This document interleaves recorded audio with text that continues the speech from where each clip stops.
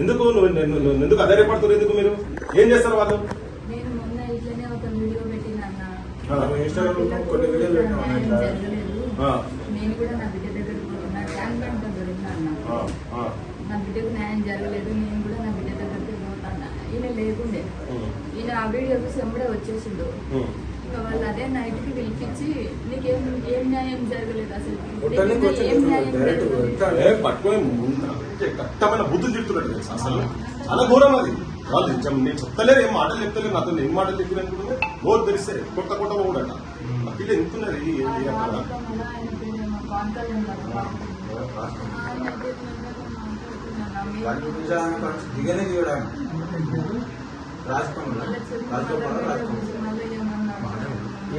అమ్మా. మీరు భయపడకండి, ఇప్పుడు ఏం కాదు. ఇప్పుడు మేమందరం వచ్చినాం కదా, గుర్తుపెట్టు, ఒకటే గుర్తుపెట్టు, ఈ ఇష్యూను అంత ఈజీగా ఇప్పుడే మేమే వదిలిపెట్టాం.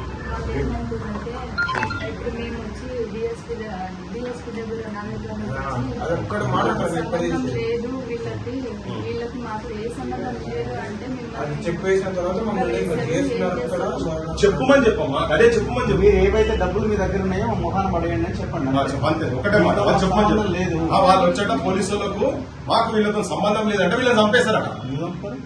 ఏందో తమాషా, ఏం తమాషా? చెప్పమని చెప్పమ్మా, చెప్పమని చెప్పి. ఏం తెలంగాణ గుడ్డుపోలేదు, తెలంగాణ గుడ్డుపోలేదు. మేము వచ్చి మాట్లాడతాము, మీరు అవన్నీ దాని గురించి ఏం టీకా చేయకండి. మీరు ఇప్పుడు మేము ఏం చేయాలో చేస్తాం దీని గురించి, దీని విషయంలో మీరు భయపడకండి. భయపడితేనే ఇవన్నీ జరుగుతున్నాయమ్మా ఫస్ట్ నుంచి. ఇప్పుడు నన్ను కొట్టడానికి వచ్చి వీడియో డిలీట్ ఇది పోయిన తర్వాత మీ జోలికి మళ్ళీ ఎవరు వచ్చినా మేము 3-4 గంటలలో ఉంటాను నేను. ఇక నువ్వు ఫోన్ చేసినా 3-4 గంటలు అది ఉంటాం. నీకు ఎందుకు మేమే తీసుకోవద్దాం. సుమారు వీళ్ళందరూ ఉన్నారు ఇక్కడ,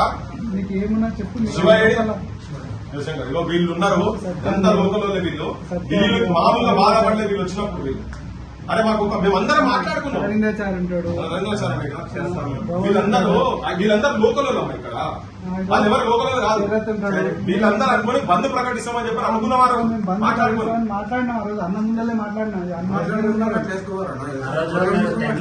కూర్చొని అందరం మాట్లాడుతున్నాము. ఐక్యకార్యాచరణకంటే ఏర్పాటు చేసి బంద్ ప్రకటిద్దామంటే మీరు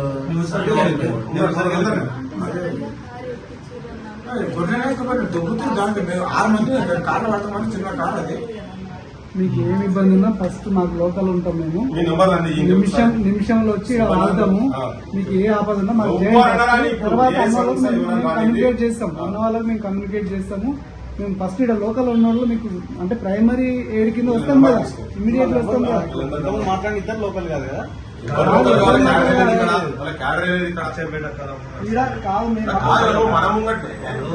ఏం భాష మాట్లాడుతున్నావు? ఏం భాష బాధితులతో భాష మాట్లాడేది పాయింట్ అది తాగుతారు ఏమైనా చేస్తారు అంతే కదా. నువ్వు పైసలు దగ్గర పెట్టుకుని తాగుడు కాదు, పిల్లలకి బద్నాం చేస్తున్నారు, అనవసరంగా బద్నాం చేస్తున్నారు. జేఏసీ ఆవిర్భావ ఏర్పాటు చేసి వెళ్ళిపోయినాం. జేఏసీ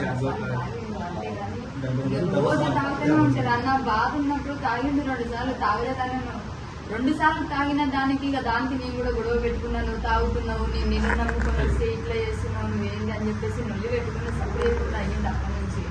ఇంకా అవి కలెక్టర్ ఇచ్చిన పైసలు అంటావా, ఒక బండి తీసుకున్నాము, నాకు హాస్పిటల్కి హాస్పిటల్కి అవుతున్నాను.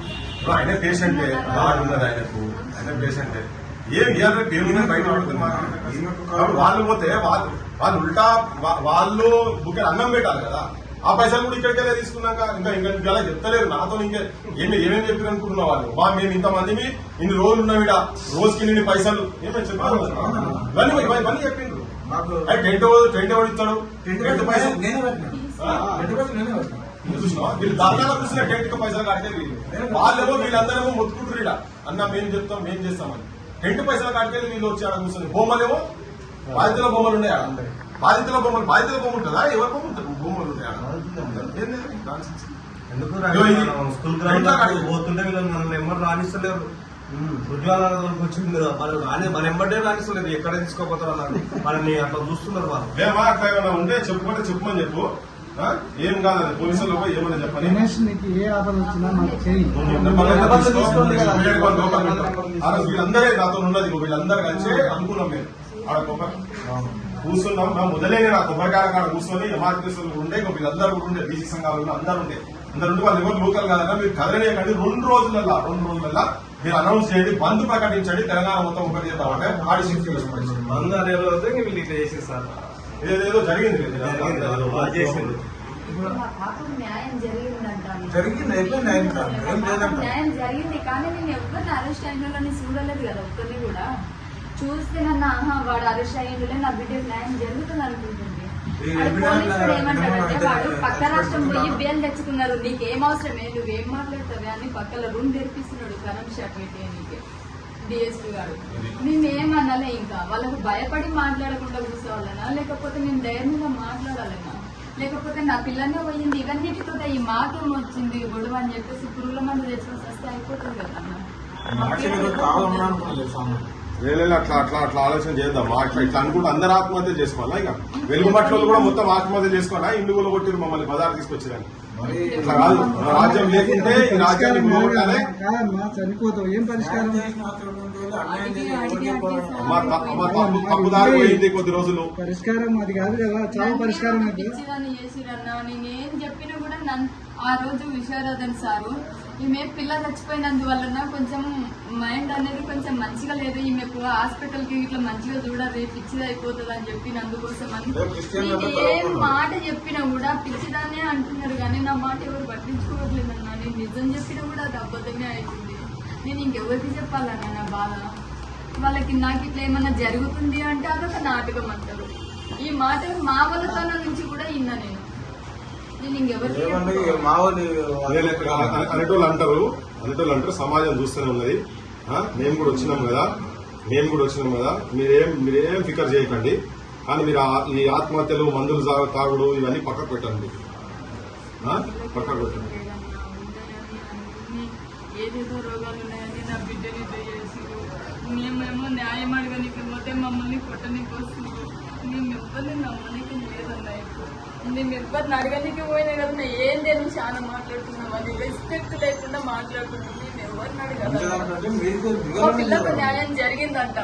మరి న్యాయం జరిగితే మేము ఇట్లా ఎందుకు అవుతామన్నా హాస్పిటల్లో పాలు?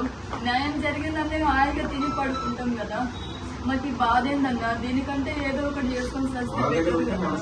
నా వల్ల అయితలేదన్నా. నేను బతికున్నంత వరకు నా పిల్లని మరవలేకపోతున్నా.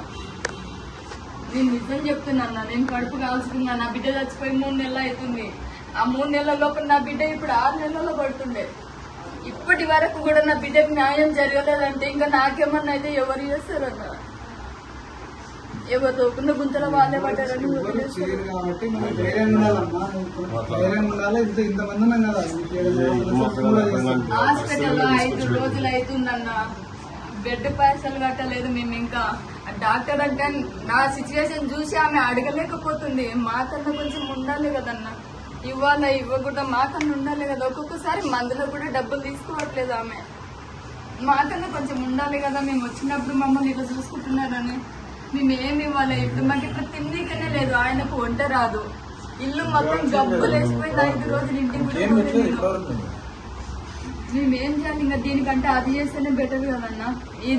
ఇది కూడా రేవంత్ రెడ్డికి మంచిగా అనిపిస్తుందేమో. ఇంకా పిల్ల చచ్చిపోయింది, వీళ్ళు కూడా చచ్చిపోయారు. నాకు పట్టిన దరిద్రమే పోయింది. ఇక ఎట్లా తుకారాం రెడ్డి నా బామ్మతో నా అన్నను అనుకుంటాడు, వాళ్ళు కూడా సేఫ్ అనుకుంటాడు. సపోర్ట్ చేయకుండా పక్కన పాలెం పక్కన ఒక పిల్ల చచ్చిపోయింది, రెడ్డిస్ల పిల్లనే. 4 రోజులు 1 రోజులు అవుతుంది. పోయి వాళ్ళకి 5 లక్షలు ఇచ్చొచ్చిండు. నా బిడ్డ రాష్ట్రం అంతా తెలుసు, పక్క రాష్ట్రంలో కూడా తెలుసు. రేవంత్ రెడ్డికి తెలియదా అన్న? ఈ జిల్లాకి ఏం కాడ రేవంత్ రెడ్డి? అసలు ఏం సంబంధం లేదా? పక్కన వాళ్ళకు అంటే వాళ్ళు రెడ్డిస్ అయినందుకు వాళ్ళ దగ్గర పోయి నా బిడ్డ రెడ్డిస్ కాదు, వాళ్ళకంటే తక్కువ కులం అయినందుకు సాకార కులంలో ఉండడం నా బిడ్డ చేసింది తప్ప, లేకపోతే దాన్ని కనడం నా తప్ప? మేము ఇంకెవరిని అడగాలి? పక్కన ఒక పాప బాయిలవాడే మోర్లవాడే చచ్చిపోయిందంటే రేవంత్ రెడ్డి పోయి ఇచ్చి వచ్చిండన్న. రేవంత్ రెడ్డి చెప్పిండంట. రేవంత్ రెడ్డి చెప్తేనే రాజేష్ రెడ్డి ఇచ్చి వచ్చిండ నుంచి 5 లక్షల రూపాయలు ఇచ్చిండు రాజేష్ రెడ్డి. మరి వాళ్ళకి ఇచ్చిన కనీసం మాకు కూడా ఇట్లా మీ హెల్త్ బాగోలేదని మమ్మల్ని ఓదార్సి వచ్చి కదా. నడవలేకపోయినా నేను ఆయన దగ్గర పోయినప్పుడు ఇంకా మేము ఎవరిని అడగాలి? మేము ఇప్పటి నుంచి ఎవరిని చూసుకోవాలి? నడిపించుకుంటా తోడుకోదా చూసి మరి మీరు నా దగ్గరికి వచ్చారా ఏం కావాలి మీకు వెళ్ళిపోయినా ఇదే కూడా నేను ఏ ఆర్థిక సాయం మీకు చెయ్యాలనుకోలేదు. అసలు ఎవరో మీరు కూడా నాకు గుర్తు లేదు. ఆ రోజు నేను మిమ్మల్ని రావద్దని చెప్పినా, ఆ రోజు ఎందుకు రాలేదు అంటే పిల్లవైన బాధలో మేముంటే తను మా దగ్గరకు వస్తాడా, మేము తన దగ్గరికి వెళ్ళాలనా? మేము ఈ మాట అడగడానికి కూడా లేదు. ఫస్ట్ బయటికి పంపించమని చెప్తున్నారు వాళ్ళ మనుషులకి. అందరిని అడిగినాము, అన్ని సార్లు అయినాయి అన్న. ఇంకా మేము చేసేది ఏముంది చెప్పు. లేదమ్మా కొంచెం ఒక్క రోజు రెండు రోజులు ఒక్క వాటి అంతనే మీ ఇద్దరికి ఏమంటున్నా ఒక 2 రోజులు ఒక్క వాటి ఉంది. మౌనిక ధైర్యంగా ఉన్నా, నాకు ధైర్యం చాలలేదన్న. నేనైతే ఆయనకి ఏమన్నా అయితే నేను ఎంత ధైర్యం చెప్పేదాన్ని అయితే ఇప్పుడు నేనైతే నా ధైర్యం నేను కోల్పోయి నన్ను చూసి ఆయన కూడా ధైర్యం కోల్పోతుండు. అసలు నేను ఏమైపోతానో కూడా ఒక్క 2 రోజులు ఆగు గంతనే, ఇవాళ రేపు ఆగు గంతే. ఇప్పుడు నేను ఎవరికి చెప్పాలన్నా, ఇప్పుడు హాస్పిటల్ పాలైనది నాకు ఎవరు పెడతారు? ఆయన పెడతారు, ఇంటి కూడా చేసుకుని రాడుతుంది. ఇంట్లో గ్యాస్ కూడా అయిపోయింది, కూరగాయలు లేవు, ఎవరు పెడతారు? ఓకే అన్ని ప్రశ్నలకు జవాబు దొరుకుతుంది. ఓకే గంతే. ఏమో అన్న, అది చూసిన తర్వాత కూడా రిటర్న్ మా మీకే తిరుగుతారు. మీరు ఇట్లా చేసిర్రు, మీరు ఎవరితోనే చెప్పుకుంటారో చెప్పుకుంటారు, అది దాన్ని మా మీకే తిరగొచ్చు. కానీ సరే మీకు న్యాయం చేశారని మాత్రం ఎవరు చెప్పారన్నా. నేను నా బిడ్డని నొట్టే చెప్తున్నా, కానీ ఈ మాట అయితే పక్క వస్తుంది. మళ్ళీ నేను నీకు చెప్పకపోతే ఆ రోజు ఏమంటే మౌనిక అని అడగండి మమ్మల్ని. అరే వాళ్ళది వదిలేయమ్మా, వాళ్ళంతా వదిలేసాయి, మర్చిపో. మాటలు నేనైతే మనసులో కాదు, నువ్వు వాళ్ళన్నది వదిలేసాయి, వాళ్ళు మర్చిపో. ఇప్పుడు చెప్పినావు కదా, సమాజానికి చెప్పినావు కదా. సమాజం కూడా బయట మస్తుగా అనుకుంటున్నారు. వాళ్ళకి బొచ్చడు పైసలు వచ్చినాయి, గవర్నమెంట్ నౌకర్లు ఇచ్చింది, బొచ్చడు ఒక్కొక్కరు 5 లక్షలు, 2 లక్షలు, 50 లక్షలు, ఒక్కొక్కరు నోటికి తాళం లేదు. ఒక్కొక్కరికి 1 కోటి రూపాయలు అంటాడు. కొన్ని చూపించినాయి కదా, వాళ్ళ ఇల్లు పరిస్థితులు చూపించినాయి కదా. మస్తుగా మాట్లాడితే మస్తుగా జరిగింది. కానీ మాట్లాడటంలో మా సొంతలో కూడా ఉన్నాం అంతనే. ఒక 2 రోజులు మా మీకే శత్రువులను చేసిరన్నా. నేను నిజంగా చెప్తున్నాను, సత్య బిడ్డ మీద ఉండగానే మా వాళ్ళని మా మీకే శత్రువులను చేసి ఇప్పుడు వాళ్ళకి ఫోన్ చేసి మాట్లాడదామంటే కూడా భయం వేస్తుంది. కరుస్తున్నారు వాళ్ళు ఒకటేసారి. మా వాళ్ళని మా మీదే శత్రువులను చేసినంత మేమేం మాట్లాడాలి? ఇంకా ఇద్దరు మీద అనాథల లెక్క మిగిలిపోయినట్లే కదా. ఒంటరి బతికే కదా ఇప్పుడు. మేము ఒంటరిగా అయినామని కూడా బాధపడట్లేదన్నా. మాకు ఇయ్యనివి ఇచ్చినామని చెప్పుకోవడం ఏంటి? మేము హాస్పిటల్ పాలైనామంటే మమ్మల్ని ఆదుకోకుండా మాకు డబ్బులు ఇవ్వకుండా ఉండడం ఏంటి? మేము ఇంకెవరిని అడగాలి? మాకు ఇప్పుడు ఎవరు కడతారు హాస్పిటల్లో?